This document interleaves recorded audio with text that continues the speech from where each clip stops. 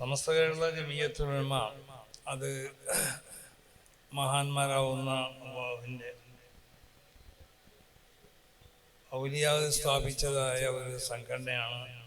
ഇത് ശൈഖുനാ ശംസുൽ ഉലമയുടെ ഭാഷയാണ് ഞാൻ പറയുന്നത്. ഈ സംഘടനയെ അല്ലാഹു സുബ്ഹാനഹു വ തആല എല്ലാ നിലക്കുള്ള സംരക്ഷണങ്ങൾ നൽകിക്കൊണ്ടിട്ട്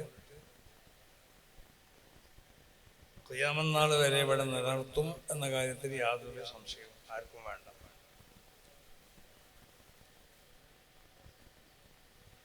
കാരണം വിശുദ്ധമാവുന്ന ദീൻ, ആ ദീനിനെ അല്ലാഹു സുബ്ഹാനഹു വ തആല ഇവിടെ അവതരിപ്പിക്കുകയും ആ ദീനിന്റെ സംരക്ഷണത്തിന് ആവശ്യമാവുന്ന സംവിധാനങ്ങൾ അതിൻ്റെ പ്രാരംഭം മുതൽ അല്ലാഹു സുബ്ഹാനഹു വ തആല ഇവിടെ നടത്തിക്കൊണ്ടിരിക്കുകയാണ്.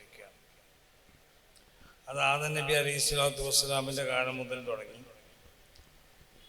റസൂൽ സല്ലല്ലാഹു അലൈഹി വസല്ലം തങ്ങളുടെ കാലഘട്ടത്തോടു കൂടി പ്രവാചകന്മാർ മുഖേനയുള്ള ആ ദൗത്യം അവസാനിപ്പിച്ചു. ഇനി പ്രവാചകന്മാരുടെ ആവശ്യം ഇവിടെ ഇല്ല.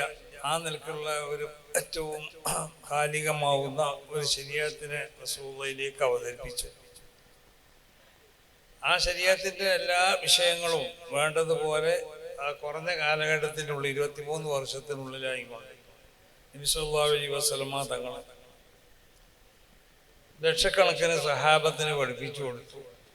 അവർ ലോകത്തിന്റെ പല ഭാഗങ്ങളിലും ഈ പ്രചരണം അവരെത്തിച്ചു.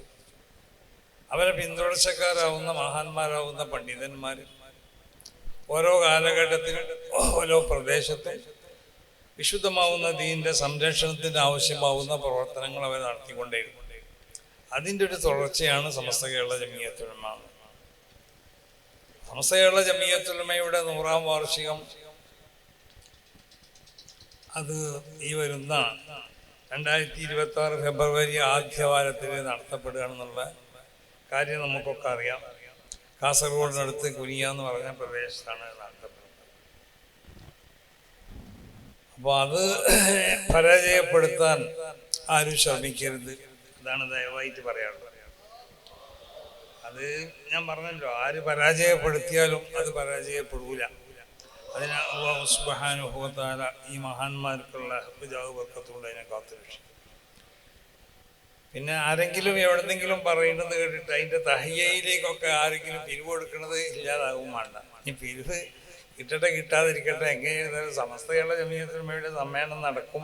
അതിനാവശ്യമാവുന്നതായ ചെലവുകളൊക്കെ ജനങ്ങൾ വഹിക്കുകയും ചെയ്യും. അപ്പോൾ അത് പിരിവ് പിന്നെ കൊടുത്താൽ മതി, പിന്നെ കൊടുക്കണ്ടെന്നൊക്കെ പറഞ്ഞിട്ടല്ലോ ചിലർ.